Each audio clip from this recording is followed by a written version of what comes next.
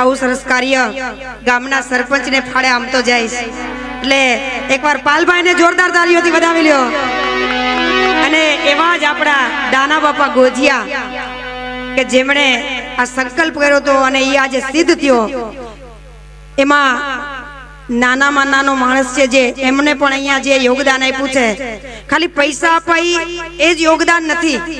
પણ જેણે શ્રમદાન કર્યું છે, જેણે અહીંયા આવીને હાજરી પુરાવી છે, જેણે કઈ ને કઈ કર્યું છે, એ પણ એક મોટું યોગદાન જ છે। આપણે જોયું હતું કે જે વરસાદનો માહોલ હતો અને જે ભાઈઓ કામ કરતા હતા,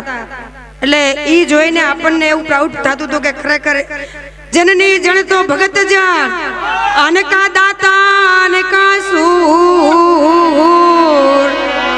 એમ નહીતર રેજે તું વાંજણી અરે રે તારું મત રે ગુમાવીશ નૂર। એમ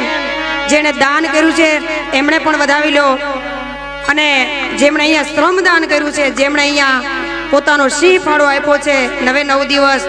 આમ તો છેલ્લા 1 મહિનાથી અહીંયા તૈયારી હાલતી હતી, હું અવારનવાર પાલભાઈના કોન્ટેક્ટમાં જ હતી, પણ ખરેખર જેણે પણ અહીંયા કામ કર્યું છે, જેણે આવ્યા છો, બેઠા છો, કથાનું રસપાન કર્યું છે, બધાના માટે બધા દિલથી આભારી છે। ને એક વખત જ્યારે જુનાણાની ગાદી ઉપર રાને બેહાડવાનો હતો અને ત્યારે જે માહિરો ભેગા થયા હતા, એવી જ રીતે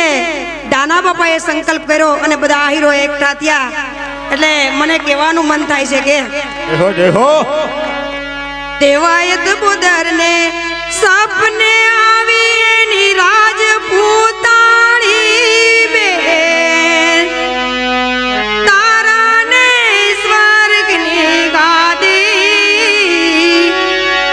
મારાની આવ બરબાદી તારાને સ્વર્ગની ગાદી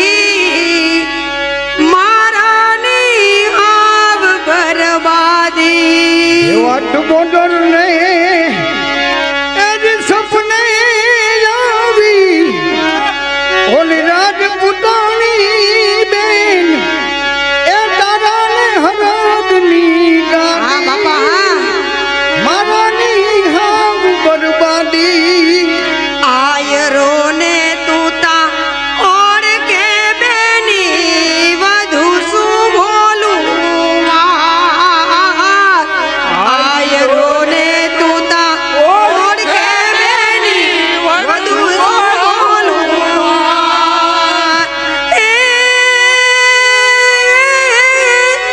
એવું જે દિયાવશે ટાળું તે દિયે ને દઈશ જૂનાણું એવું જાને આવશે તાળો દાદી હું દસ જૂના એવી જ રીતના દાના બાપાને પણ કંઈક સંકલ્પ થયો હશે, અને જેમ રા ગાદીએ બેઠો એમ આજે આપણે જોઈ રહ્યા છીએ એ સંકલ્પ આજે પૂરો થયો। એટલે આ હીરો થાંભ ઊભા છે ટેકાયણ આભ દીધા છે